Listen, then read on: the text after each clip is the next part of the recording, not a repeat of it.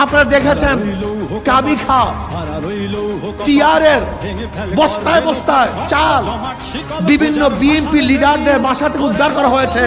এর জন্য মানুষকে ভোট দেয় না। প্রিয় জনগণ ভাইয়েরা আমার,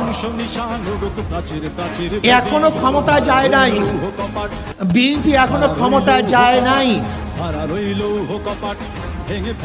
এরপরে তাদের অবস্থা এই, ভয় আছে, যেতে পারি কি পারি না, যদি অপকর্ম করে মানুষ ভোট দিবে না।